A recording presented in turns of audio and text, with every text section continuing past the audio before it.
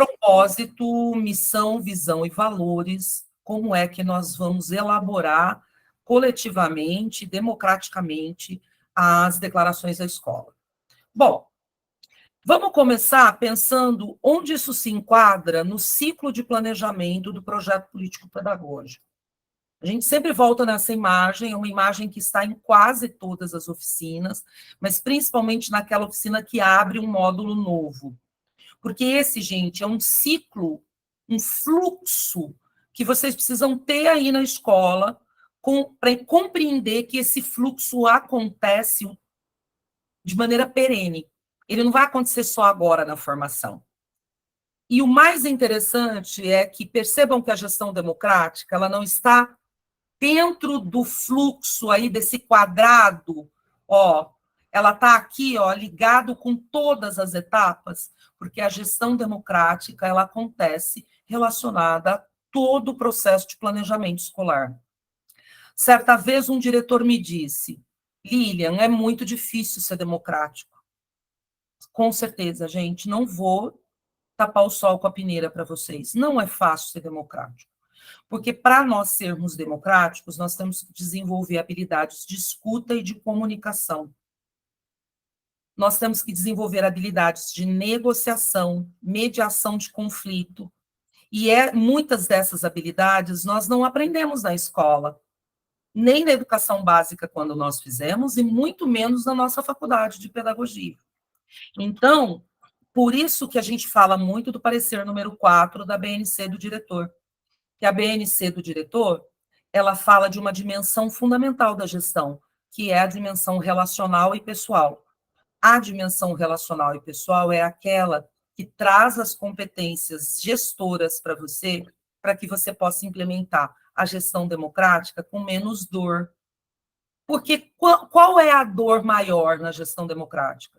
Quando o gestor não é democrático e quando a comunidade não está acostumada à participação democrática, não sabe o que são deveres e direitos. Então, tem a autoformação da gestão escolar, como também tem um processo educativo de formação cidadã da comunidade, que precisa ser um processo contínuo. E as declarações da escola são potentes para fazer esta educação. E quando eu digo potentes, gente, é de fato, de todo o processo do PPP, o momento de construir as declarações da escola é o momento mais rico para você dizer para a tua comunidade implicitamente: estamos fazendo juntos. Eu escuto você e considero o que você pensa. E quando elas são pactuadas coletivamente, todo mundo tem a sensação de pertencimento, de fazer parte e ter responsabilidade para alcançar esse propósito da escola. Então, não podemos sentar na nossa mesa e escrever a missão da escola sozinho. Não podemos escrever os valores e a visão da escola sozinho. Esse é um processo que precisa ser muito negociado, mas é muito mesmo, porque a missão, os valores, a visão e a missão são da escola, não são da gestão da escola.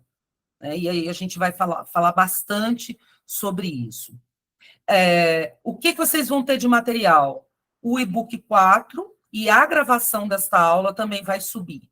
Mas tem uma outra aula que eu gravei no final do ano passado, curtinha, de 15 minutos, sobre missão, visão e valores, que vocês também podem usar aí nos HTPCs, porque ela é mais curtinha do que a gravação de hoje vai ficar.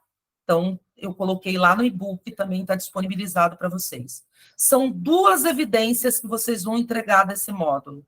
A missão, a visão e os valores da sua escola, na atividade 22, e as escolas do território educativo vão elaborar juntas a missão e a visão do território.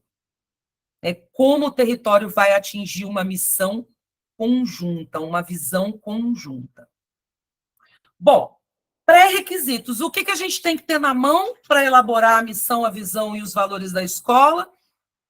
A professora Sandra disse assim: Lilian, eu coloquei a pedido da professora Sandra essa primeira parte. A professora Sandra disse: Lilian, é muito importante eles saberem que para fazer a missão e a visão e os valores da escola, eles precisam ter na mão os insumos que eles já elaboraram até aqui. Então, o que a gente precisa ter na mão, gente? Eu preciso ter os conselhos e os grêmios estudantis ativos, montados, porque senão com quem que eu vou discutir? Se não tiver conselho e grêmio estudantil, quem é que vai pactuar a missão, a visão e os valores? Né? Porque eles são os representantes da gestão democrática dentro da escola. E aí, para quem tem conselho mirim também, né? Precisa ter a escuta realizada. Não dá para construir a missão de uma escola. Se o diretor tiver a escuta na mão, pelo menos ele já tem o que as pessoas pensam sobre a escola dos sonhos. E a gente viu lá que só 35% fizeram escuta até agora. Então, é importante fazer isso. Não comecem a fazer a missão, a visão e os valores sem esses elementos em mãos. Porque, senão, vocês terão começado sem levar em consideração o que a comunidade pensa. E o diagnóstico. Outro ponto, as escolas que já têm missão, visão e valores anteriores também é insumo para discutir aqui, para partir deles, tá?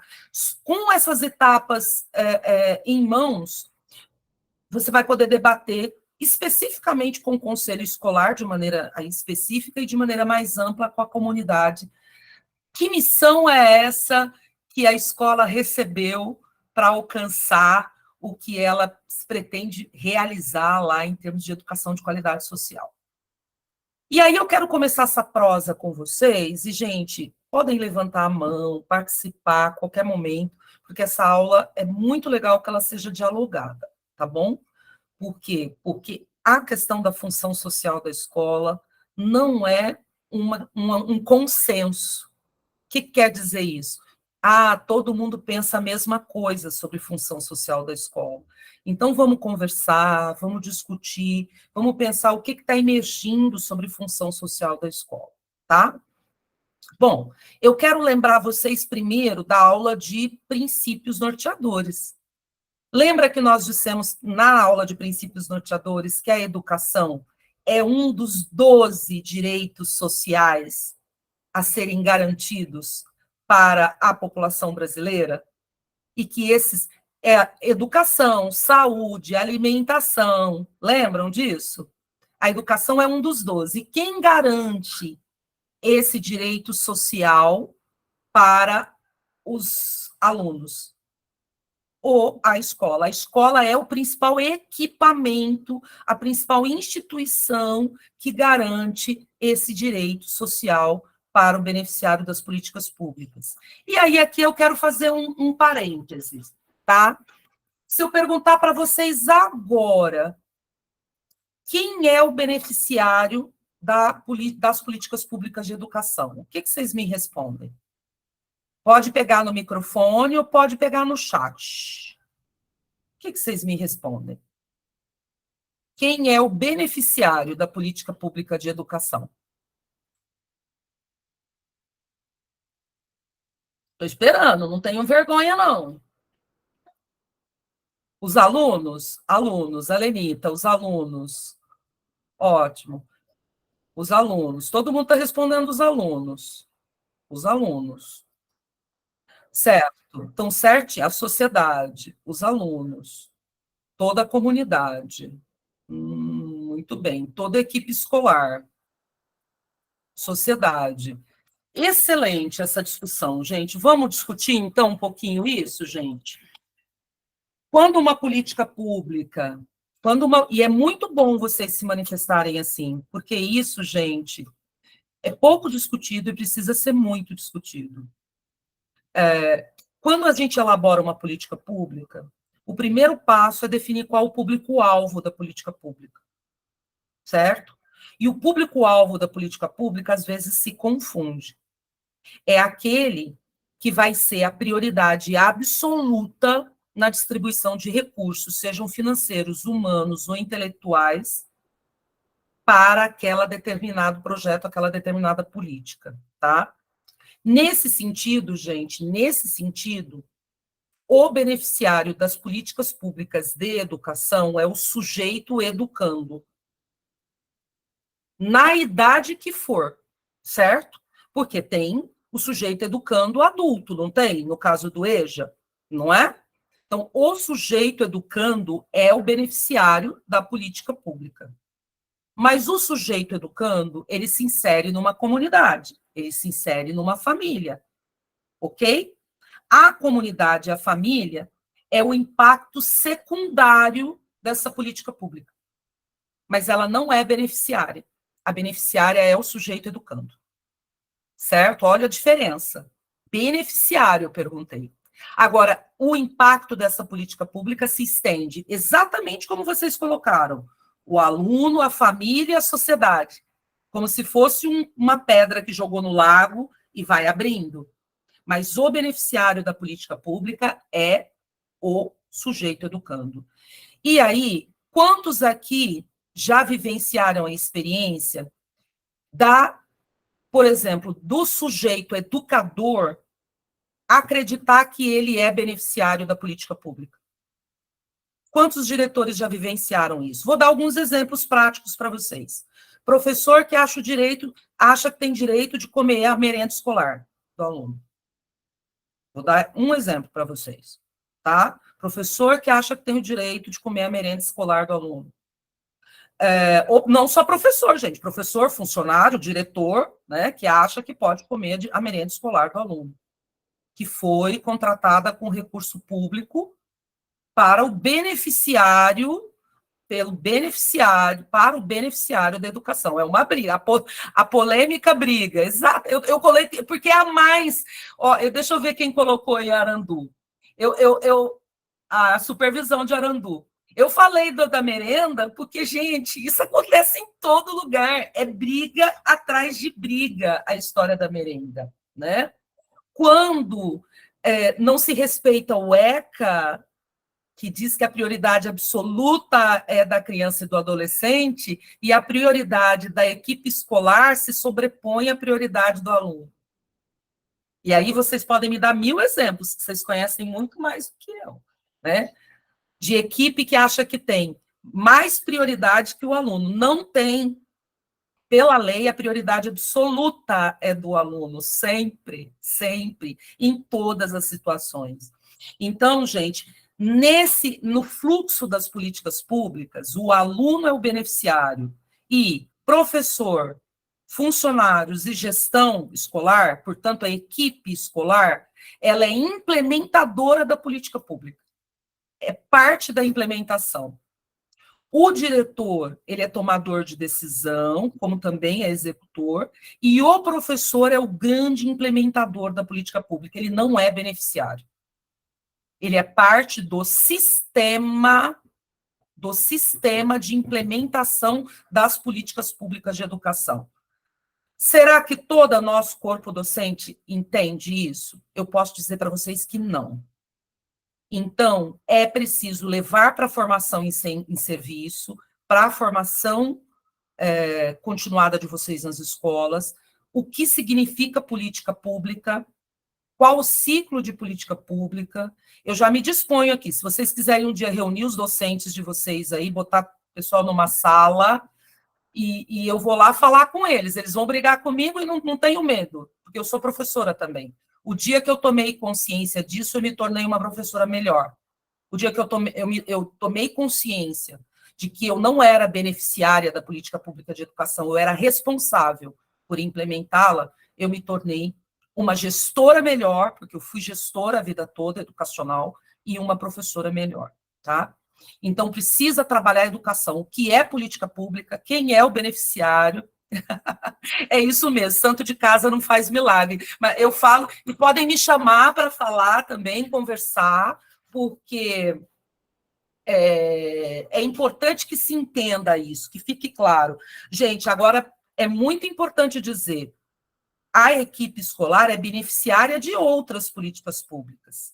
Por exemplo, ela é beneficiária da política pública de educação na área de valorização profissional e formação em serviço. Aí ela é beneficiária. Mas jamais, jamais no âmbito da educação básica, jamais no âmbito da garantia de educação de qualidade na formação e trajetória escolar da educação básica. Jamais. A prioridade é do aluno. Sempre, sempre. Então, vamos lá. Pensando nisso, eu quis começar por aí, porque isso é importante para a gente definir a função social da escola, né, gente? Agora nós entendemos quem é o beneficiário da escola. Né? O beneficiário da escola é primeiro o aluno. Sempre trabalha por prioridade, gente. Primeiro o aluno. Primeiro o aluno. Primeiro o aluno. Segundo o aluno. Terceiro o aluno. Quarto o aluno. Quinto o aluno. Sexto, aí começa a família, a comunidade, as equipes e por aí vai, tá? Bom, nós sabemos, gente, que ao longo da história a escola tem desempenhado diferentes funções. E mesmo hoje ela ainda desempenha diferentes funções. Lá no modelo tradicional jesuítico do século XIX, início do século XX, a ignorância era considerada uma doença. Certo? Olha, quem é ignorante era considerada literalmente uma doença. Né? Então, como resolver o problema da doença? Quem cura essa doença? Né? O que essa doença provoca? Nesse modelo tradicional da escola, a doença ela provoca problemas sociais. Para quem estudou, não sei se tem algum professor de história aí assistindo a gente, de origem, porque como eu sou professora de história e de geografia de origem, não tem como, está sempre na minha alma. Mas, gente, no final do século XIX, início do século XX, a pobreza era associada à marginalidade. Ser pobre e ser marginal eram sinônimos. Eita, na cabeça de muita gente até hoje ainda é, né? Ainda é. Então, esses modelos que existem há 200 anos estão por aí ainda, num negócio que a gente chama de ethos, que nós já vamos falar o que é. Aí veio a escola nova. O que a escola nova trouxe? Aqui, gente, não é nossa intenção discutir história da educação. Eu lecionei história da educação na pedagogia há muitos anos, acho que quase uma década. E aí você tem 3 anos, né? Que é a história da educação 1, 2 e 3 para discutir isso. Então, vamos resumir aqui, tá bom? Vamos resumir. O que a escola nova trouxe para a gente, pessoal? Dizendo que os problemas estavam relacionados à falta de adaptação das pessoas aos problemas, às formas biopsicossociais. Então, caberia à escola fazer o quê? Ajustar as pessoas ao convívio social. As pessoas deveriam ser ajustadas, enquadradas ao convívio social. Não é ainda o ideal, mas já é uma melhoria, né, de adaptação, enfim. Isso também ainda está muito presente no ethos das escolas. Em Arandu, o pessoal colocou assim, pensamentos que carregamos desde a subdivisão dos feudos. Esse daí é de história. Quem fala para mim seu nome, supervisor de Arandu? Esse é da história, certeza. Falou de feudo, é da história. Então, vamos lá. Isso ainda está presente também muito, que a ideia de que a gente tem que pegar o aluno e ajustar o aluno ao convívio social. Isso mudou um pouco na atualidade, e a gente vai falar um pouquinho disso mais adiante. Com o avanço do capitalismo, apareceu um negócio que, inclusive, gente, está na BNCC e na Constituição, que é o quê? A função da escola também é especializar para o trabalho, formar para o trabalho. Isso está presente, não está? Formação para o trabalho. Então, com o avanço da necessidade da mão de obra, a função da escola a escola agregou outras funções. Para além da questão comportamental, da questão da aprendizagem, vem também a especialização e a capacitação para o trabalho. João Abílio, Geografia, História, Sociologia e Filosofia. Ô, Abílio, isso é dos nossos, né? Isso é dos nossos. Tá. Obrigada, Abílio. Como é que está hoje, gente? Hoje, eu tenho que dizer para vocês que na realidade cotidiana tem um pouco disso tudo, não tem, não? O que vocês me falam? Tem um pouco de todas essas funções, tudo misturado lá no chão da escola, né? Mas está emergindo, gente, uma nova perspectiva sobre a função da escola, sobre a função social da escola. A perspectiva de que a função social da escola não é só transmitir conteúdo, mas é gerar conhecimentos e habilidades para a vida, para o pleno desenvolvimento da pessoa humana. Porque não adianta essa pessoa saber perfeitamente a língua portuguesa, com todas as análises sintaxe. Não adianta ela saber por crase. Eu falo da crase, porque a crase, vamos combinar que a crase é o problema de 80%, mesmo de nós que já temos graduação. Né? A crase continua sendo o nosso problema. Não adianta ela botar saber por crase se ela não sabe como ser um cidadão ativo que contribui para a melhoria da sociedade, que contribui para a transformação da sociedade. Por isso, a gente trabalha hoje com a noção de sujeito. Vocês perceberam que nas oficinas eu venho falando muito? Sujeito educando, sujeito educador, sujeito gestor. Por quê?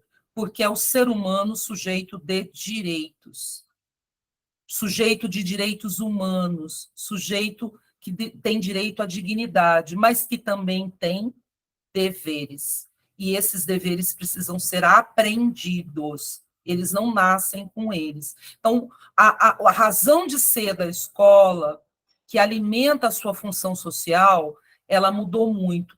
Olha o que o Rubem Alves diz, gente. Acho lindo, está lá na entrada do e-book de vocês, um dos textos mais lindos do Rubem Alves, que é a Gaiola e Pássaros, né? Em que lá está o texto completo que ele publicou no jornal, na entrada do e-book. Mas ele diz assim: cabe à escola encorajar para que os pássaros tenham coragem para voar alto. Rubem Alves fala uma coisa que eu acredito muito: a escola não ensina o pássaro a voar. O pássaro ele já vem voando da família. A escola encoraja que o pássaro voe o mais alto que ele conseguir. Né? O mais alto, mais equilibrado. Também não adianta voar alto com as asas todas desequilibradas, né? Todo sem gestão emocional. Então, a escola encoraja, a escola facilita, a escola media esse processo de aprendizagem do voo.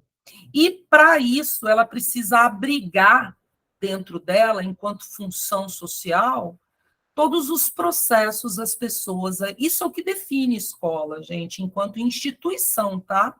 Enquanto equipamento, eu estou dizendo. Não estou dizendo da parede da sala de aula, não. Só. A parede da sala de aula é a infraestrutura. A escola é mais do que a infraestrutura, ela é os processos das pessoas, todas juntas, uma união de vistas.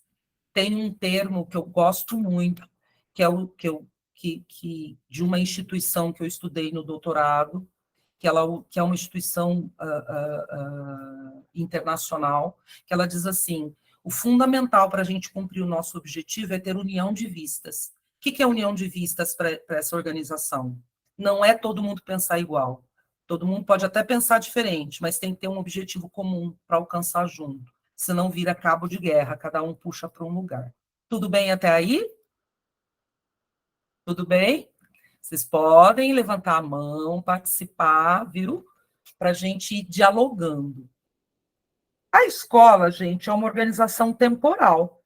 O que significa isso? O João Abílio, aí, todo mundo que é da história, a gente conversa muito isso. Professora Alice, a professora Sandra também.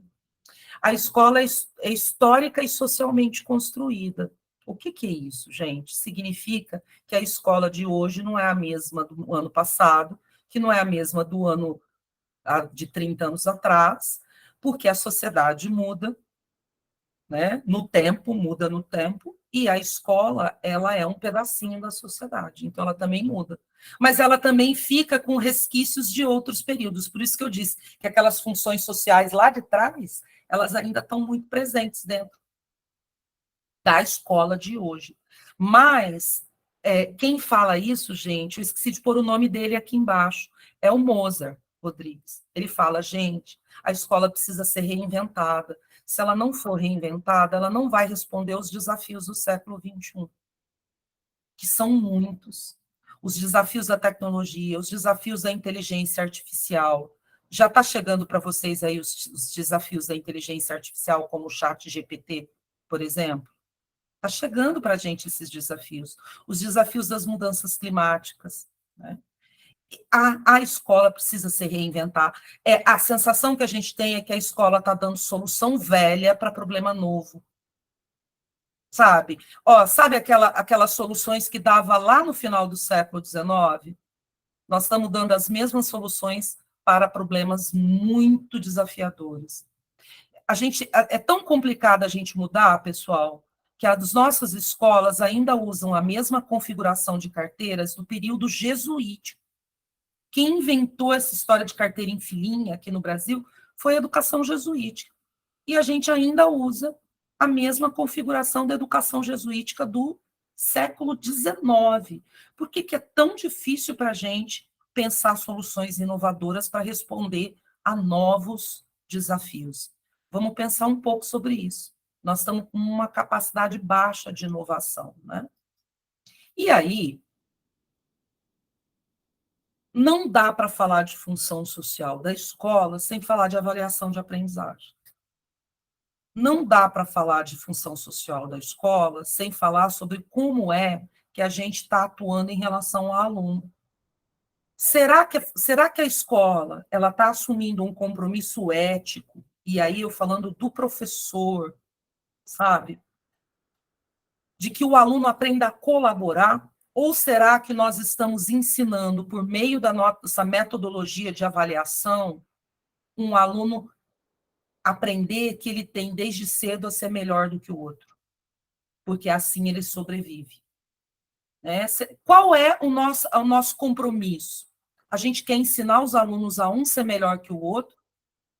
Ou a gente quer ensinar eles a serem cidadãos colaborativos, para entender a realidade que eles vivem e ser o melhor possível dele, que ele aprenda a se comparar consigo mesmo, que ele seja melhor em relação a ele próprio, mas não necessariamente em relação ao outro. Vocês podem estar pensando na cabeça de vocês, a Lilian está falando utopia, né?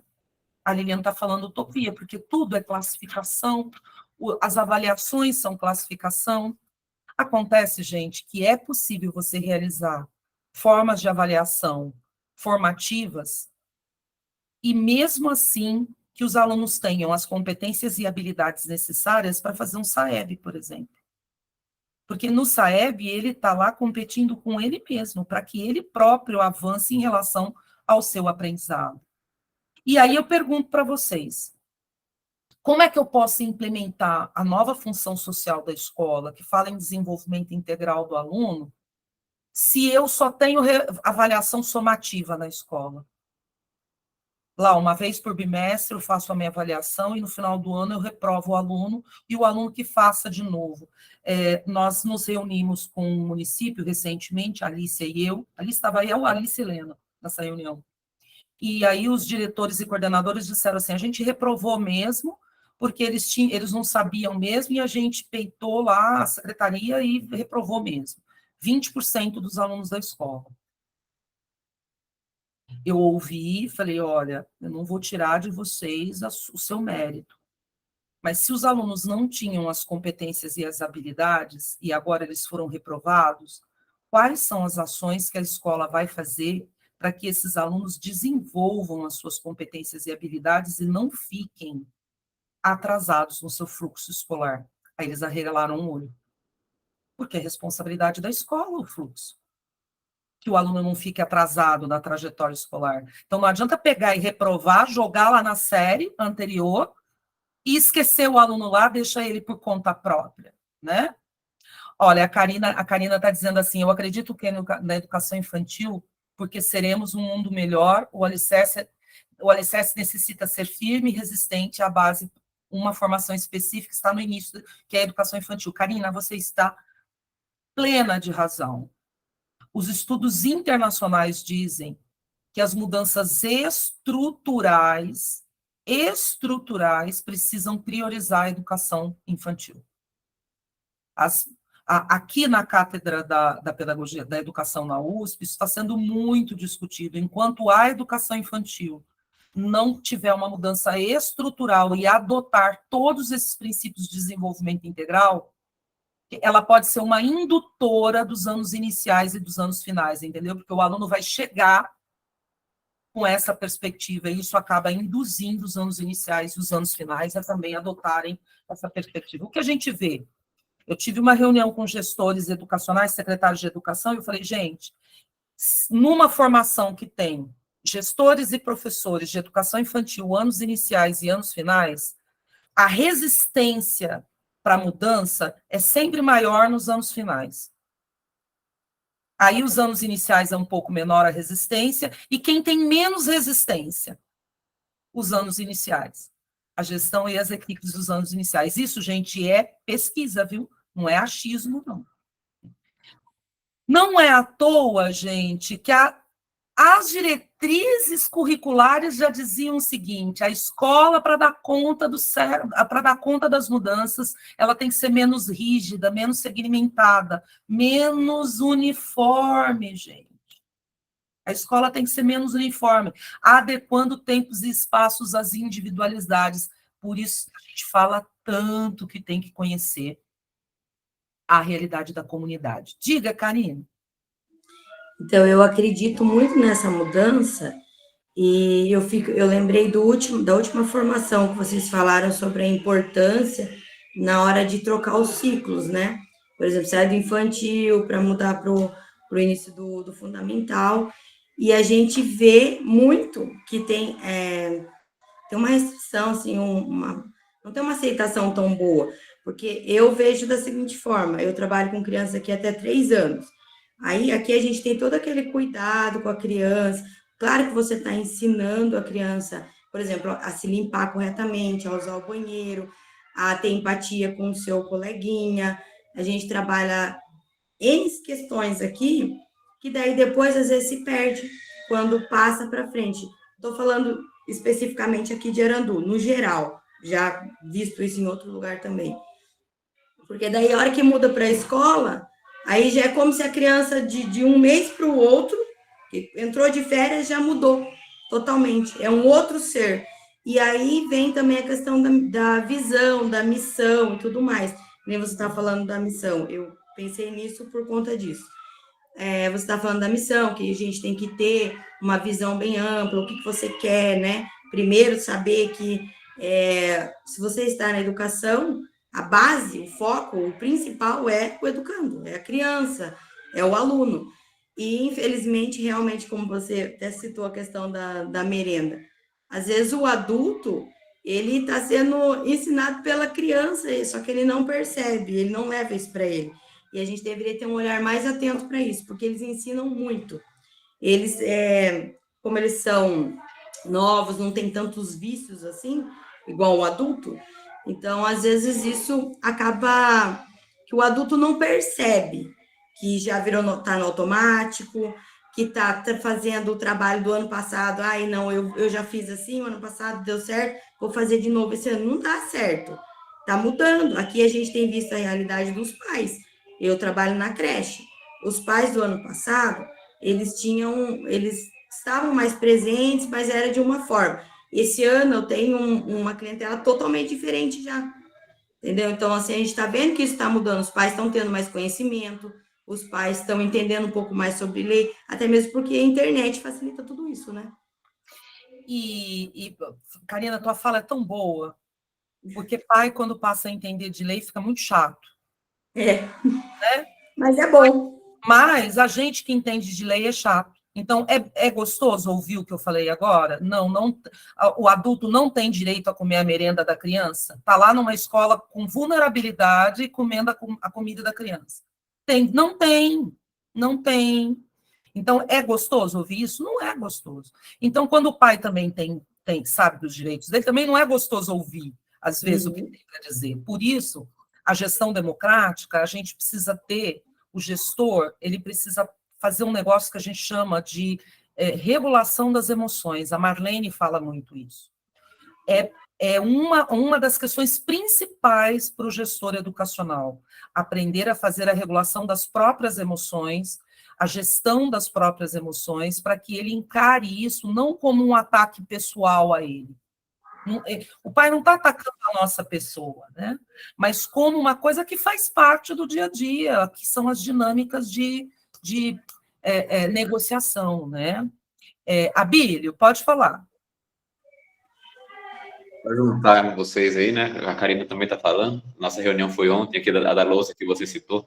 Mas é interessante que parece que, no meu modo de pensar, que eu consigo enxergar, pelo menos com o pouco conhecimento aqui da educação que eu tenho, é que a criança ou o aluno, em qualquer etapa que seja, essa mudança que a gente quer na educação, na transformação das escolas, dos ambientes escolares, eu consigo enxergar que ele vai acontecer, que ele vai melhorar quando os adultos deixarem de pensar que a vida é uma competição. Os adultos, que eu digo, esses profissionais que foram criados até então no modelo de ensino em que eu preciso ser melhor. Eu preciso aparecer, eu preciso despontar, o outro não importa, então eu passo por cima, eu faço o que eu preciso, sou eu. O eu é importante, não o coletivo, né?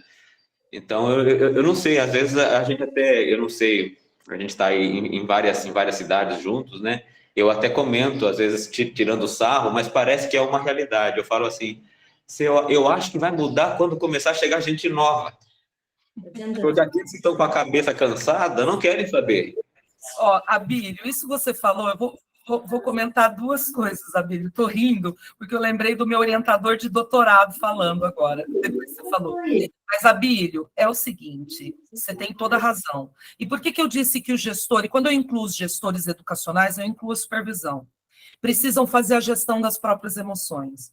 Porque do mesmo jeito que a criança não vai dormir na educação infantil e acordar culturalmente no ensino fundamental, eu digo culturalmente, porque administrativamente ela dorme na educação infantil e acorda no ensino fundamental, mas culturalmente isso não acontece, ou a equipe escolar não dorme competitiva e acorda colaborativa.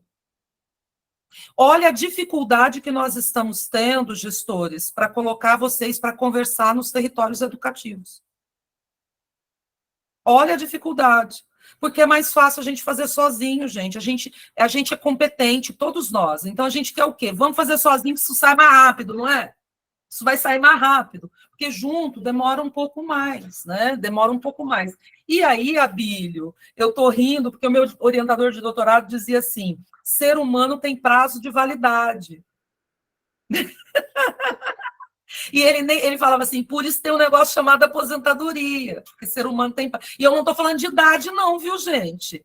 Eu não estou falando de idade, que eu conheço pessoas com 80 anos, 90 anos e que são abertas à inovação.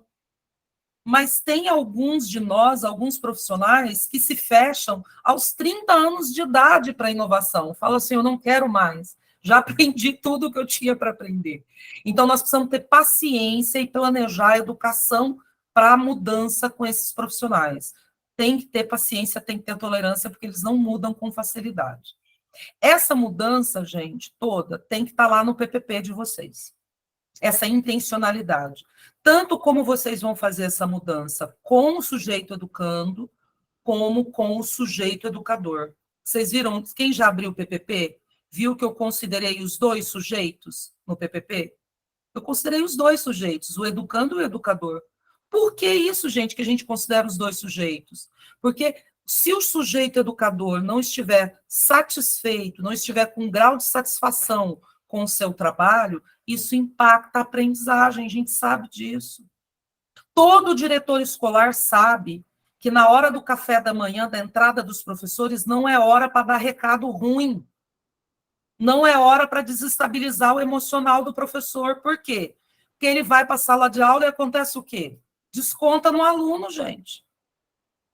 A hora do café da manhã é a hora de acolher, deixar o professor satisfeito, para ele ir, deixa para dar os recados ruins quando não tem aula, porque senão quem vai levar é o aluno.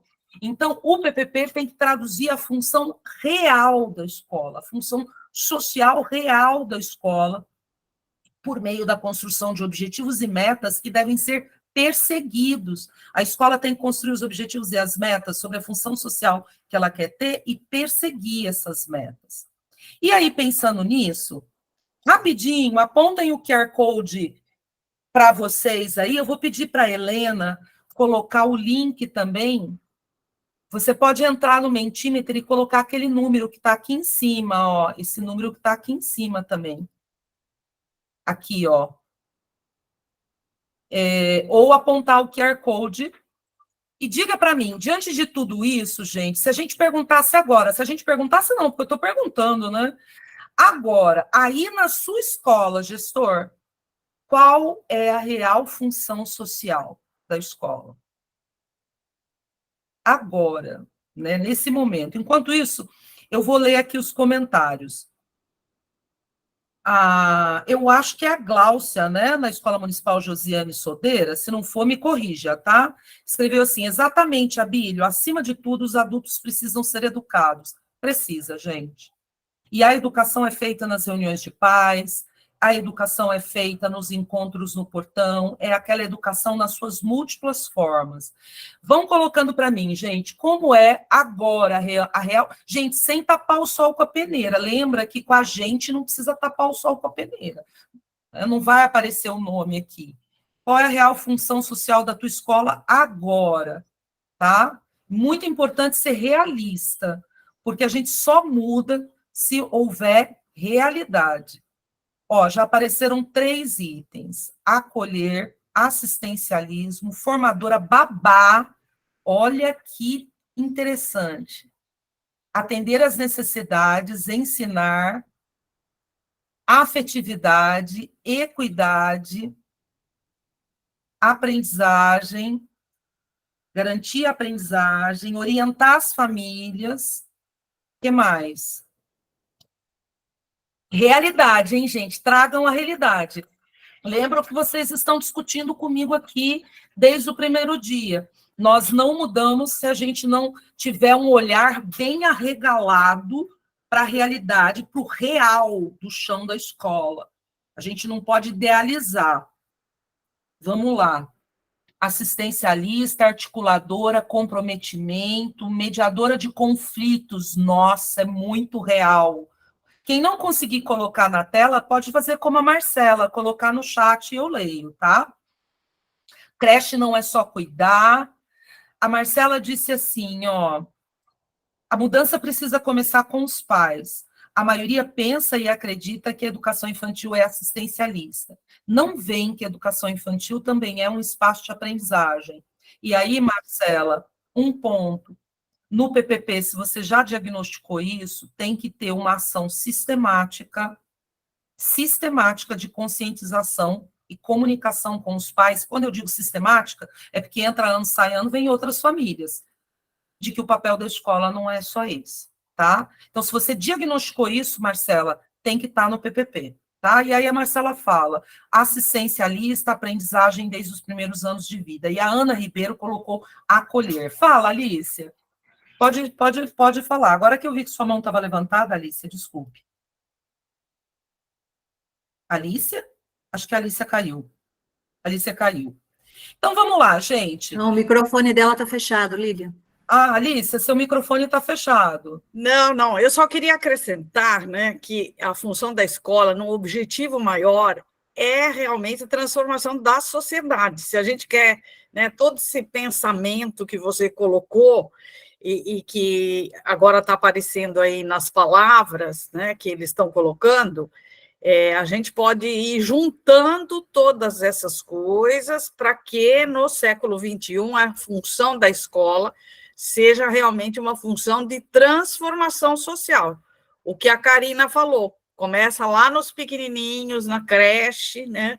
Faz esse trabalho diferenciado, nós vamos ter essas crianças com outro aprendizado, e a gente vai indo na trajetória escolar, um dia a gente vai ter a transformação da sociedade. Claro que isso é difícil, mas vai depender da própria escola, das equipes escolares. Se a gente não tiver uma formação melhor do que aquela que fez, às vezes, no curso de pedagogia, se a gente não entender qual é a nossa função e dos professores dentro da escola, nós não vamos conseguir acudir isso, a escola não vai transformar a sociedade.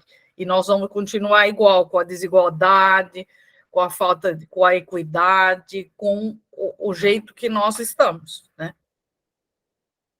É isso aí, Alícia. E nesse sentido, gente, eu vou dar o exemplo de quem colocou aqui a escola como babá.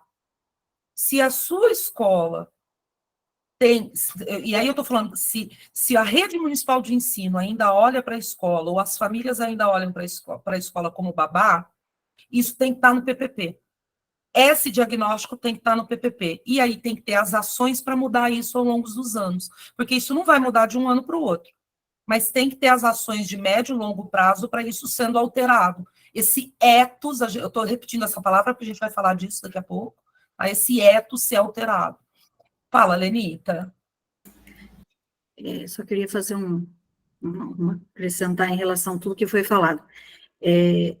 Nós estamos estudando aqui toda a importância do trabalho da educação, desde a educação infantil, a função social da escola. A gente tem visto que o Ministério da Educação tem tido um olhar para a educação infantil, né? Tanto que começou dentro do Compromisso Nacional da Educação, com o LEE e outras formações que virão. No Plano Nacional da Educação, uma das metas e os objetivos é a educação infantil, acesso e qualidade, né? Só que nós temos aqui, dentro de cada unidade escolar, como você falou, a formação e conhecimento. Se a equipe escolar não tiver consciência do seu papel, que é o que a gente tem enfrentado hoje como um grande desafio, a importância de que cada um entenda o seu papel, né? Eu acho que é comum da região nossa aqui da Anvapa, o descomprometimento por parte dos funcionários, né? Se falta do serviço por motivos banais, não pensando no quanto isso vai impactar lá na criança, e daí entra-se num clima de desespero, de revolta, e aí o gestor tem que lidar com tudo isso, e mais o seu papel de gestor. Então, os desafios são muitos, mas tem que começar ali pela conscientização, formação desse grupo, dessa equipe. Não, os pais, sim, eu penso que os pais têm, sim, que receber uma formação, os pais têm que entender o papel da escola, mas se a equipe não está preparada para isso, não vamos atingir a sociedade, não vamos transformar a sociedade. Eu penso isso. É perfeito, Lenita, e você levantou a bola para eu cortar. Você levantou a bola para eu cortar, porque tudo isso está relacionado a um negócio chamado propósito. Tanto o propósito do gestor, o propósito do educador, quanto o propósito do educando. Eu vou abrir espaço para a Silmara falar. Diga, Silmara. Oi, pessoal, bom dia, tudo bem? Eu queria pegar esse gancho aí do babá, porque como eu estou aqui no Vera Brizola, aqui em Arandu, então eu queria deixar, né, assim, claro que a gente trabalha como babá porque o pai perdeu essa função, né? Na verdade, eu acho que a creche, ela deveria pegar esse gancho, não trabalhar com uma babá, deixar que o pai faça esse trabalho, porque senão a gente perde o nosso trabalho, né? O meu trabalho aqui, eu pego o gancho da Karina, que ela disse que a criança leva um susto quando ela sai da creche para uma outra, né? E já vem passando já para o ensino fundamental. Na verdade, ela passa, assim, esse susto, mas a gente tem feito bastante para acolher essa criança. Eu até comentei com a nossa gestora, né, com a Solange, que é a nossa chefe aqui, na questão de fazer uma reunião com os pais, para a gente explicar qual é o papel dele, porque ele se perdeu nessa nova mudança, ele está perdido e ele está correndo porque ele trabalha, mas a gente também trabalha, e cada um dentro do seu ofício, vamos dizer assim, tem a sua correria.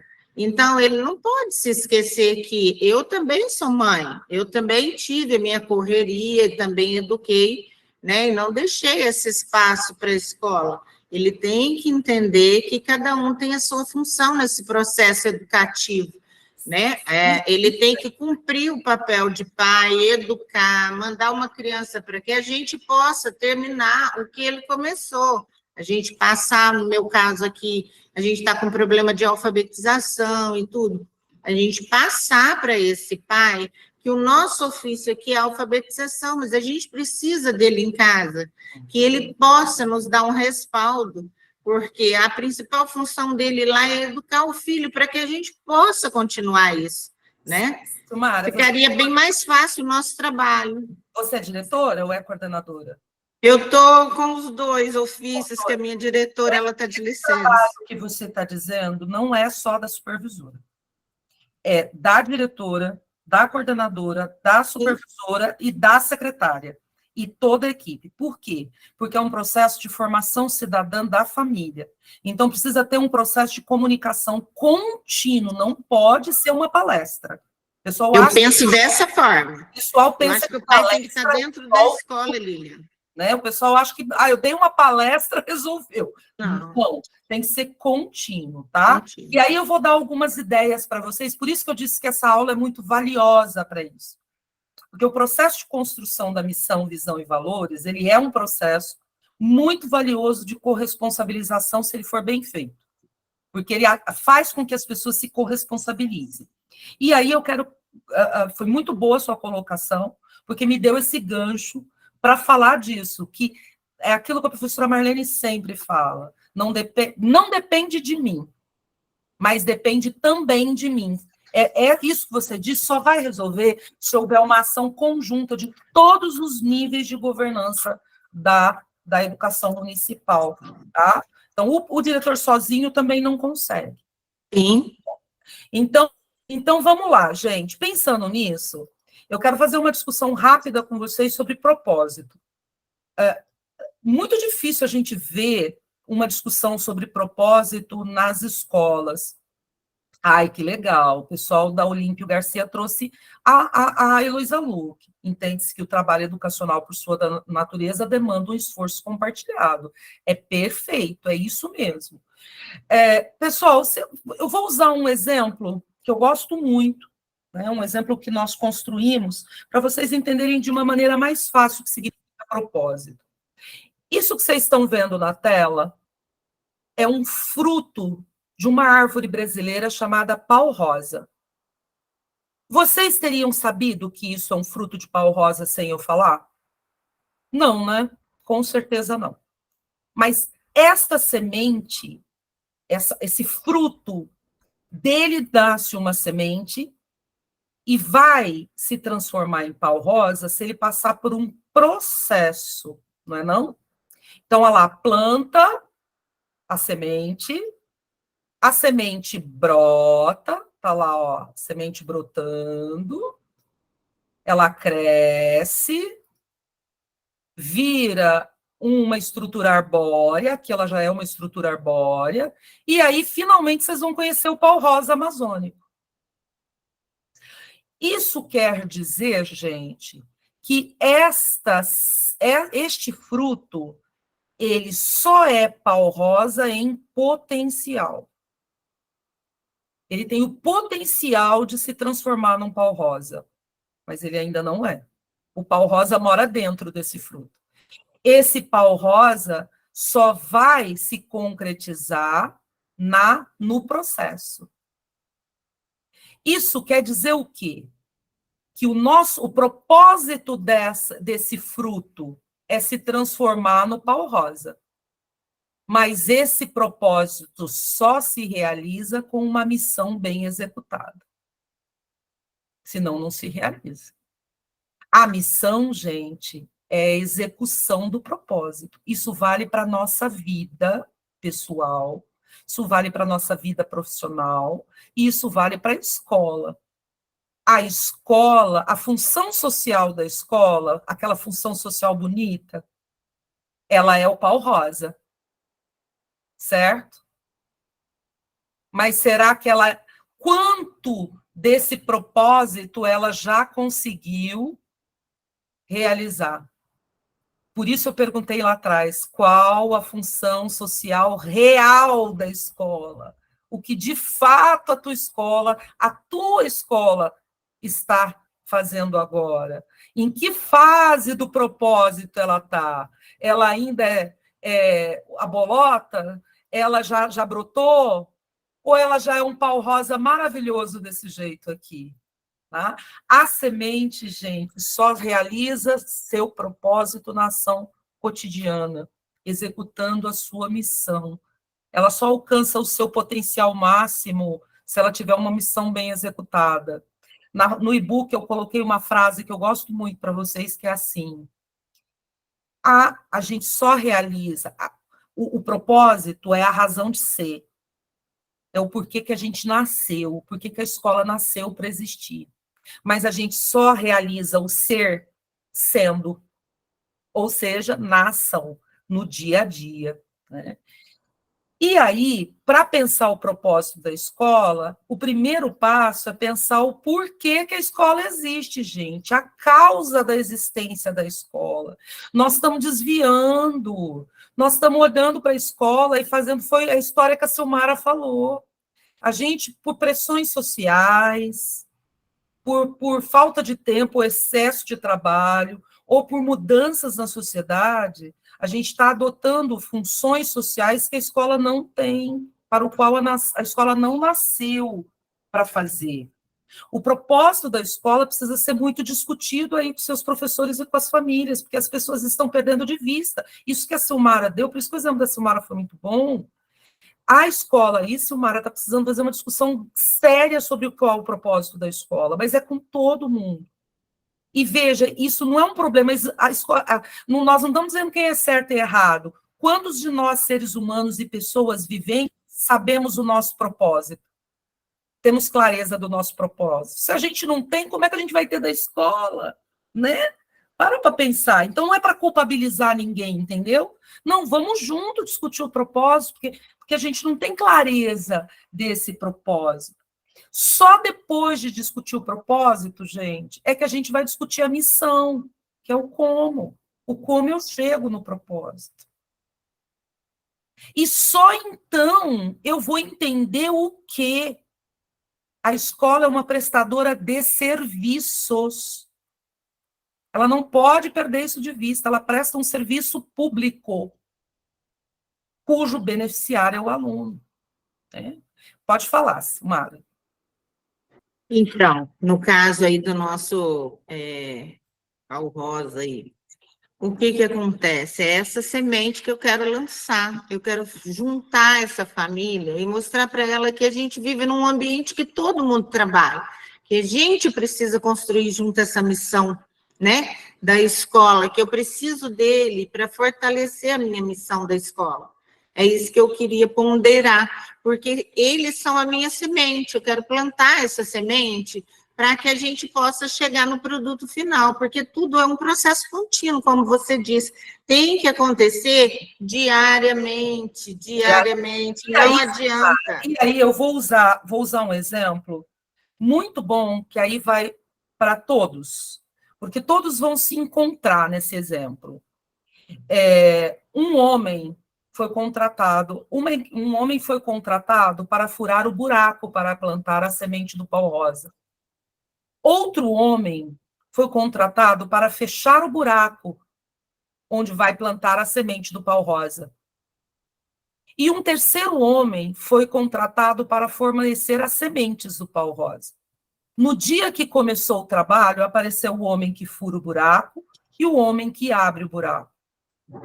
E aí um abria o buraco e outro furava o buraco, e outro tampava o buraco. Então uma terceira pessoa perguntou, mas por que você está abrindo o buraco e outro está fechando o buraco? Eles respondem, o cara que foi contratado com a semente não veio, eu estou cumprindo minha função. Estou nem aí que o cara da semente não veio. Eu fui pago para abrir o buraco, o outro foi pago para fechar o buraco. Então essa ideia de que só cumprir a minha função com excelência não significa que a escola está chegando ao seu resultado. Se a pessoa que vai plantar a semente não vier, a função social não se realiza. Se a pessoa que vai fechar o buraco não vier, não se realiza. E se a pessoa que vai abrir o buraco não vier, não se realiza. Então, por isso é compartilhamento. Isso tem que estar impregnado aí na escola. Né? A escola somos nós, né? Uma equipe. Começa lá em casa com o pai e vem para a gente essa equipe para a gente poder compor, né? E ir montando as etapas e cada um dentro do seu papel auxiliando o outro, porque a gente está aqui só de passagem, outros virão. É bem isso, é bem isso. E aí, gente, nessa última parte agora, como é que a gente constrói? a missão, a visão e os valores da escola. Todos vocês já devem ter passado por esse processo um dia. Já devem ter construído nas suas escolas missão, visão e valores. Então, não é novidade para vocês. Mas como que a gente faz isso de uma maneira realmente transformadora? A BNC do diretor diz o seguinte, que esse processo tem que ser liderado pelo professor, pelo diretor. Ele não pode abrir mão, porque ele é a liderança. A família precisa ver que é o diretor que está coordenando o processo da missão, da visão e dos valores, para a família identificar nele essa liderança transformadora. Não pode delegar, tá? Pode estar junto, todo mundo junto, fazendo junto, mas a escola precisa ver que a liderança acredita nisso, porque senão ela não vai acreditar também. O que o parecer número 4 fala? Que cabe ao diretor escolar realizar o planejamento estratégico e comunicar a visão compartilhada da escola. Isso é função do diretor. E para fazer o planejamento estratégico, é preciso desenhar, a partir da função da escola, com os demais agentes, essa visão de futuro da escola. Então, olha só, a visão tem que ser compartilhada e tem que ter um olhar para o futuro que a escola quer ter. E é preciso que essa visão ela esteja pautada numa cultura de inovação. A gente precisa construir dentro da escola uma cultura de inovação e busca de soluções, para que as pessoas entendam que mudança é boa e precisa ser positiva, porque mudança negativa ninguém quer, mas ela precisa ser positiva, né? Para isso, gente, é preciso pensar como estão os valores da escola, de maneira que se possa, então, a partir desses valores, que são a base de tudo, a concepção de mundo que está dentro da escola, é que eu vou construir a minha visão de futuro, onde eu quero chegar, e que missão eu vou executar para que essa visão de futuro se concretize. Está ficando claro? Então, eu começaria na escola a discussão dos valores. Eu começaria na escola com um amplo diagnóstico sobre como estão os valores. Por que isso?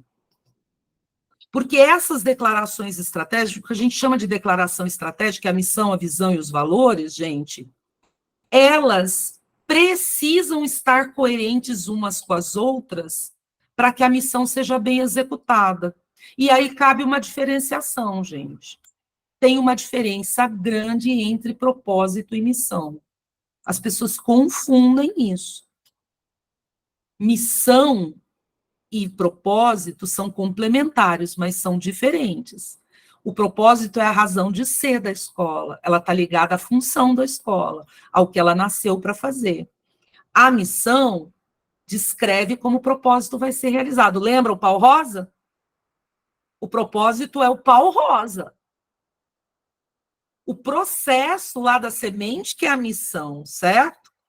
O propósito, ele é de longuíssimo prazo. Longuíssimo. Talvez a gente não viva para ver o propósito da escola se alterar. Tá? Que é essa função social da escola, transformadora, tal.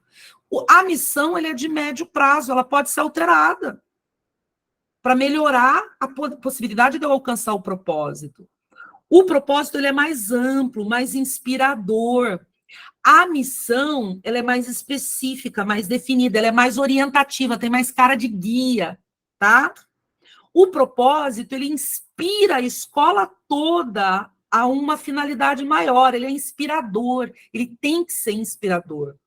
A missão, ela conecta mais ali a comunidade escolar em torno de um objetivo comum, entendeu? Tipo, vamos junto, vamos junto. E para terminar, gente, na hora de escrever, não é para ser uma lauda. Como é que você comunica uma missão que é uma lauda inteira? Às vezes eu vejo assim, gente, uma missão que tem 4 parágrafos. Ela tem que ser curta, simplificada, para comunicar num cartaz, para comunicar em banner, nas reuniões, num slide só, ela precisa caber num slide só, para ficar fácil para as pessoas o quê? Lembrarem. Então, aqui para fixar, gente, propósito é promessa. Enquanto o fruto que eu mostrei para vocês é uma promessa de Paul Rosa. Ele não é ainda, ele não concretizou. A missão é a ação de virar Paul Rosa. E aí, gente, essas questões, elas estão lá no e-book, mas eu trouxe para a gente pensar um pouco. Que perguntas nós podemos fazer para pensar a missão da escola? Pergunta para a comunidade. Que escola que eles desejam? Qual a escola dos sonhos? Nisso você já detecta o propósito e a missão. O que é preciso fazer de maneira concreta para realizar o propósito da escola? Mas aí o propósito tem que ter sido discutido, né? Como que eu vou declarar na missão da minha escola o combate à discriminação, a promoção da igualdade, liberdade, equidade, democracia e valorização profissional? São só algumas questões para a gente pensar. E aí eu fiz um desenho para vocês, que está no e-book também, mas eu acho que é muito bom para vocês entenderem, cara. Olha lá onde está o propósito. Está no alto do morro. Olha aqui a missão. Está na bandeirinha. A missão é a bandeira, entendeu? Vamos junto, gente. E, pessoal, os valores são o alicerce no qual a gente pisa para atingir o propósito. Aquilo que a gente não abre mão em hipótese alguma, não perverte os nossos valores para atingir o nosso propósito. E aí, já que a gente está falando tanto de valores, eu quero perguntar para vocês, rapidamente, o que nos inspira a sermos bons? Eu estou perguntando para vocês, eu não estou perguntando para a escola, eu não estou perguntando para o diretor escolar, eu estou perguntando para a Silmar, eu estou perguntando para o João, eu estou perguntando para a Clarice. O que nos inspira a ser bons? Responde para mim, gente. O que nos leva a fazer o que é certo, mesmo quando ninguém nos obrigue, nem quando ninguém está olhando? Sabe aquela música? O que a gente faz quando ninguém está olhando? Responde para mim. Fala, vamos botar aí para mim. Aponta para o QR Code da tela e me responde. E veja, não aparece o nome de vocês, então vocês podem falar a verdade verdadeira, viu? Sem medo de ser feliz. Sabe? Não vamos falar bem verdade verdadeira, tá? O que nos inspira a sermos bons e o que nos leva a fazer o que é certo, mesmo que ninguém nos obrigue?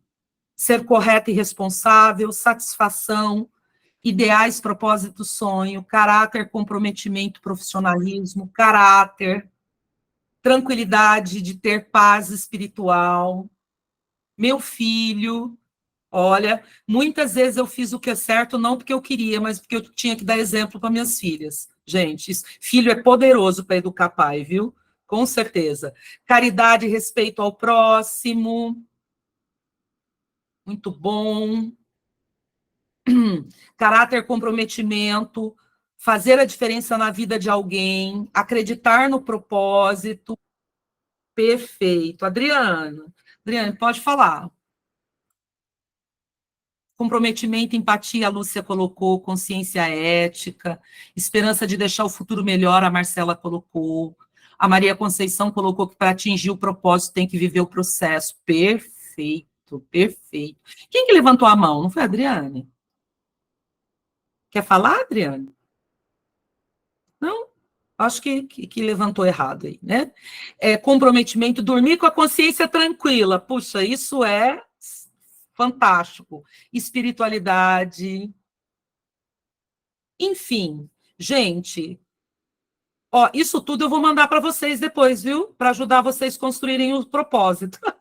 Construírem a missão, a visão e os valores. Ó, o pessoal está colocando aqui, honestidade. Eu vou copiar depois os do chat também, e a gente faz um compilado e manda tudo para vocês, porque isso tudo vai ajudar vocês depois. Bom, pensando nisso tudo, gente, vocês falaram em comprometimento, espiritualidade, empatia, os filhos, dormir com a consciência tranquila. Tudo isso se aplica a dois conceitos que a gente precisa diferenciar. Lá na BNC do diretor, fala que o diretor precisa cuidar do ethos escolar. O que é o ethos escolar e qual é a diferença entre ethos escolar e clima escolar?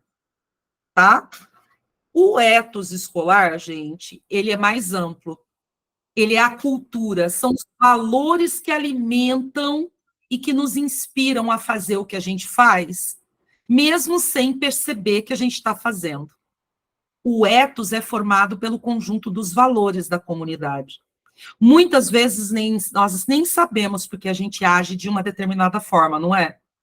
Porque está lá no fundo alguns valores que a gente nem sabe ao certo que valores são esses. A gente não tem muita consciência. Então, o ethos vem do grego, que é modo de viver, né, modo de fazer, aquilo que nos inspira a fazer e a viver do jeito que a gente vive. Já o clima escolar, ele é mais curtinho. Um clima escolar, ele pode mudar de uma semana para outra. É aquele ambiente psicológico. Não tem aquela semana que está todo mundo nervoso aí na escola? Está todo mundo brigando, nervoso? Isso é o clima escolar. É o ambiente psicológico e emocional da escola. Eu quero que vocês reflitam. Como é que está o clima escolar, que é mais curtinho, é esse que mais instável, e como é que está o ethos? Quais são os valores aí da escola? Porque é o ethos, são os valores da escola que condicionam o clima escolar. Para quem planta orquídea, tá? Os valores são o substrato que faz a orquídea crescer e ser bonita. Tá? São os valores de onde nascem os nossos comportamentos e as nossas atitudes. E aí, gente, tem uma diferença que precisa ficar clara na hora que vocês forem montar os valores da escola. Tem os valores na escola e tem os valores da escola. Qual que é a diferença? Os valores na escola é tudo que a comunidade escolar traz. Cada criança, cada ser humano, cada professor que está aí dentro tem crenças diferentes. Esses são os valores que estão presentes na escola. Mas você vai conhecer tudo isso, diagnosticar, para definir os valores da instituição escolar. Os valores da escola, que vão ser colocados no PPP e que devem embasar as práticas de todo mundo. Ficou claro isso para vocês? Tá claro? E aí eu queria dar dicas potentes para vocês construírem coletivamente os valores da escola. Primeiro passo, promova a participação de todos, gente. Faz um fórum, bota na internet, faz que nem eu fiz aqui. Fala para eles mandarem pelo WhatsApp, sabe? Fala para eles mandarem pela internet, por e-mail, por grupo do Facebook. Faz uma grande discussão sobre os valores da escola. Movimenta, chacoalha a escola e discute que ethos escolar está aí, que valores estão alimentando as posturas de professores, gestores, funcionários. Por exemplo, esses funcionários que vocês falaram que estão dando problema. Quais são os valores que estão alimentando essas questões com os funcionários? Facilite que aconteçam discussões abertas e respeitosas. Não deixa que vire briga. Explora as experiências que acontecem na escola, os exemplos que acontecem na escola. E, no final, gente, pactua os resultados, viu? Com todo mundo. Valide, pactue os resultados, para que todos estejam de acordo com os valores. Na minha opinião, gente, o mais difícil dos três, missão, visão e valores, são os valores. Definir quais são os valores comuns da comunidade escolar. E aí eu construí para vocês um conjunto de perguntas, está lá no e-book, para ajudar vocês a construir valores potentes. Pensar quais são... Porque para eu construir valores que vão positivar a escola, eu tenho que saber quais são os valores que estão negativando, não tenho? Eu tenho que saber. Então, por exemplo, aí na tua escola, tem um ambiente de respeito mútuo entre os membros da comunidade? Por exemplo, o Abílio falou, olha, o pessoal compete ao invés de colaborar. Isso já está me denotando os valores. Então, que valor eu tenho que positivar para essa realidade mudar? Tá? Tem muito caso de racismo e de injúria racial? Tem caso de bullying? Tem valores que alimentam esses casos. Então, eu tenho que construir no PPP valores para positivar isso. Vocês estão entendendo?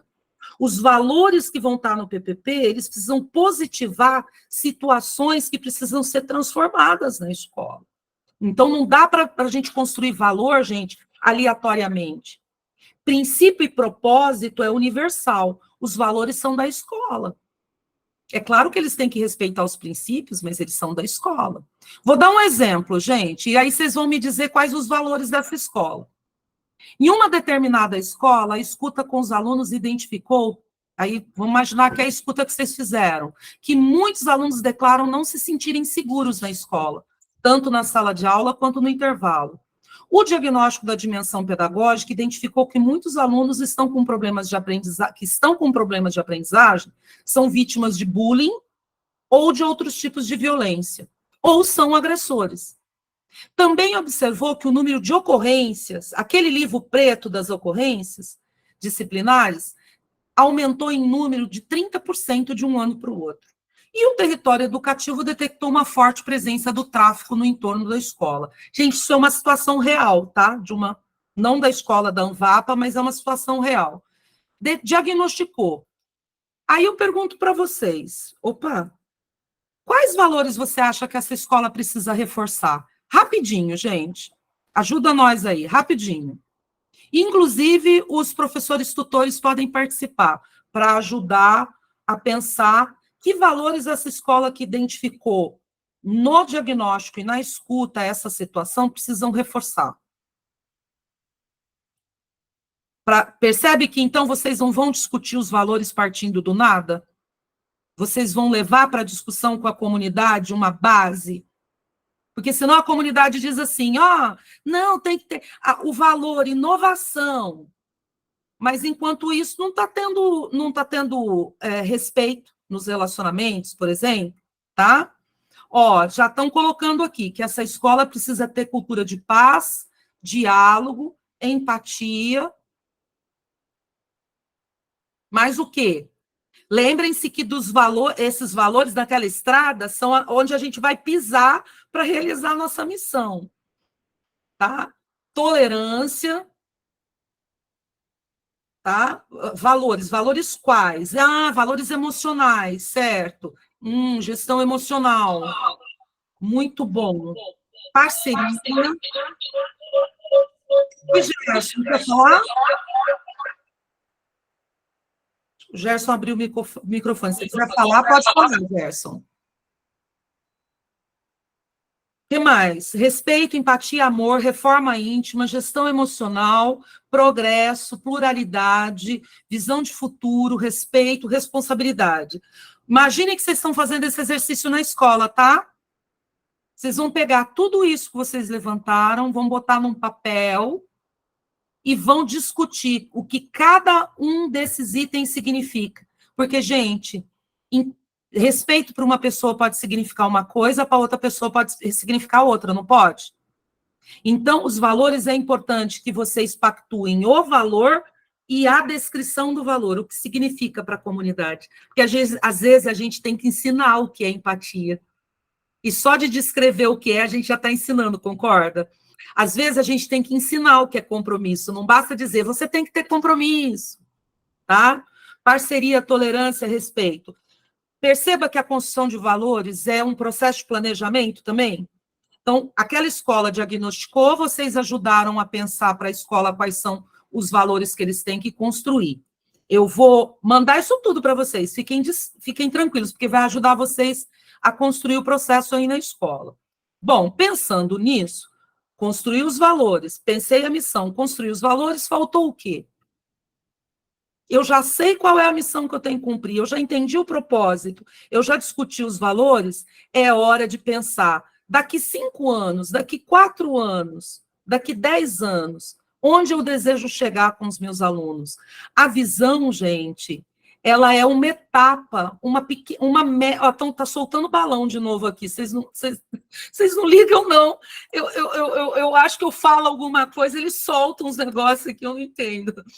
Ele representa uma etapa da conclusão do propósito, não o propósito. Não confundam visão com propósito, tá? Ele é uma etapa, ele é de médio e curto prazo a visão, ela pode ser alterada. É tipo assim, vou dar um exemplo lá do pau rosa. Lembra que tinha a semente brotou, a semente cresceu. Aquilo ali são várias visões no meio do caminho que eu posso ir estabelecendo para alcançar um propósito maior, porque ele define o ponto comum, prioritário, onde eu quero chegar num determinado momento. Por isso, o propósito tem que ter período, viu, gente? Eu desejo nível de excelência em 5 anos. Porque se não botar período, não cumpre nunca. Por isso tem que ter um tempo determinado, tá bom? E aí eu fiz um exemplo para vocês, para a gente terminar. Porque não dá, né, gente? Tem que ter um exemplo para clarear as ideias. Eu construí esse exemplo para vocês. É fictício, tá? Ele é fictício. Porque propósito, missão, valores tem que estar tudo alinhadinho, viu, gente? Um alinhado com o outro. Não dá para eu ter como propósito educação de qualidade social e dizer na minha missão que eu quero incentivar a competitividade, né? Porque aí não tem coerência uma coisa com a outra. Então, vamos lá. Exemplo de propósito. Essa é a minha interpretação do propósito da escola a partir das minhas leituras. Façam isso em conjunto com os seus professores. Garantir educação com qualidade social, formando alunos para se tornarem cidadãos críticos, éticos, empáticos e participativos, capazes de contribuir para a construção de uma sociedade mais justa, democrática e sustentável. Foi o que a Alicia disse. Propósito, gente, é como a escola impacta na sociedade. Porque esse aluno é membro da sociedade, ele vai ser membro ativo da sociedade. Aí, missão. Assegurar aprendizagem significativa. Olha o como. Lembra do como? Aqui eu já estou mais assertivo. Assegurar aprendizagem significativa. Será que o significativo está aqui aleatório? Não. O que é aprendizagem significativa? Que parte da vivência do aluno e do desenvolvimento integral. Nenhuma palavrinha que foi escrita nessa missão é aleatória. Aprendizagem significativa, inclusive equitativa, em parceria com a comunidade, sempre com foco no desenvolvimento integral dos alunos, respeito às suas individualidades e preparando-os para os desafios contemporâneos. Não vale colar, viu, gente? Não vale colar. Eu vou ver depois os PPPs, hein? Não vale colar. Vale se inspirar, tá? E exemplo de visão, se o propósito for esse, se a missão for essa, que um exemplo de visão alinhado a essa missão e a esse propósito. Nossa visão é ser uma escola de referência nos próximos 5 anos, então eu pus uma meta, em educação inclusiva e inovadora, reconhecida pela comunidade por seu compromisso com a aprendizagem significativa e no desenvolvimento integral dos alunos. Por um ambiente acolhedor, estimulante e respeitoso, onde todos os alunos se sintam valorizados e apoiados em sua jornada de aprendizado, pelas parcerias sólidas com a comunidade e por suas práticas pedagógicas baseadas em metodologias ativas. Essa visão está alinhada a essa missão, que está alinhado a este propósito.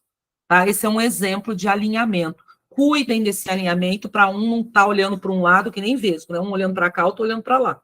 Tá bom? Isso posto, gente, eu termino dizendo o seguinte. PPP é vivo, gente, porque é processo. Eu estou repetindo, eu pareço um disco furado. Não, o PPP não é o documento que vocês vão escrever. O documento é a evidência. A evidência de que o PPP existe no seu dia a dia.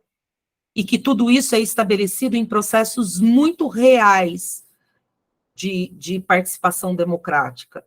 Porque as declarações, elas são a identidade da sua escola.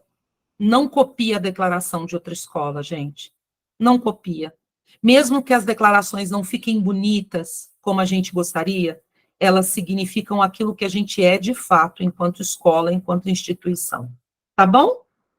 E aqui eu reforço o e-book, ele é bem curtinho, vale a pena ler, porque eu dou vários exemplos lá de escolas pelas quais a gente já passou e que passou por esse processo de construção, que foi muito, muito potente para transformar a cultura organizacional aí da escola. E aí agora, Alicia, eu abro para você e depois eu deixo aberto para vocês fazerem os comentários finais. Então, acho que foi muito bom, acho que tem clareza, né? Eu só queria, talvez, aí alertar os diretores que, às vezes, tem escolas que já têm a missão, a visão, os valores. Às vezes, a gente entra na escola, tem lá o banner, né, já com a missão, a visão e os valores posto. Mas, no processo do PPP Vivo, isso tem que ser discutido.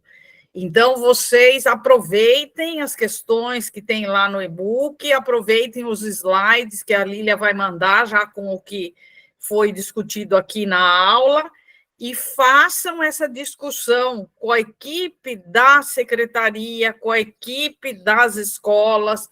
Aproveitem, inclusive, tem coisa que a gente pode aproveitar para fazer a discussão em reunião de pais, né? Para os pais também entenderem o que é isso, a formação que a escola está fazendo, para que isso seja real, né? Para que a gente tenha, claro que a gente não vai transformar o mundo do dia para a noite, mas nós vamos aos pouquinhos, né? Isso vai acontecendo e isso vai fazendo a diferença. Eu já até posso falar para vocês que pelos lugares onde a formação passou, a gente já vê esse resultado. É muito legal. Um dos municípios foi aqui na minha cidade, onde eu moro, aqui em Itanhaém, no litoral de São Paulo, e no desfile da cidade, agora dia 22, eles acabaram colocando a missão, a visão e os valores das escolas na rua, né? E foi muito o que o território educativo tem, quais as potencialidades desse território educativo, e aí os pais que estavam olhando o desfile viram, falaram, nossa, o que está acontecendo, né? Porque não foi aquele desfile igual todos os anos, então tem a diferença, né? Quando as pessoas se apropriam dessa formação, elas vão para o real e elas fazem, e a gente começa a ver o resultado aparecendo. E é bom porque viram esse desfile, se a escola, lembra que a gente falou que é todo mundo, o diretor, é o professor, e nesse caso, quem organizou o desfile é a Secretaria de Cultura, né, que fez, em parceria com a Secretaria de Educação, aceitou que a Secretaria de Educação colocasse a missão das escolas e os potenciais educativos na rua. Então, também, que é a intersetorialidade, lembra, gente? Quando as escolas identificaram os potenciais no território, a Secretaria da Cultura viu uma possibilidade de aproximação com a Secretaria de Educação. Melhorou o diálogo entre os dois. E aí eu finalizo, nós temos 3 minutos, alguém gostaria de abordar alguma questão? Os diretores, os coordenadores, os supervisores, os secretários de educação que estão presentes, gostariam de abordar? O pessoal de Arandu colocou aí agora, no final, né, dizendo que o plano municipal da primeira infância traz essas ações intersetoriais, né, e que elas, quando elas são estudadas por todos, elas também ajudam, né, a colocar esse papel transformador da escola, começando lá nos pequenininhos e depois indo para toda a trajetória escolar. Parabéns aí para o povo que está estudando. Fechou? Mais alguém, gente? Não?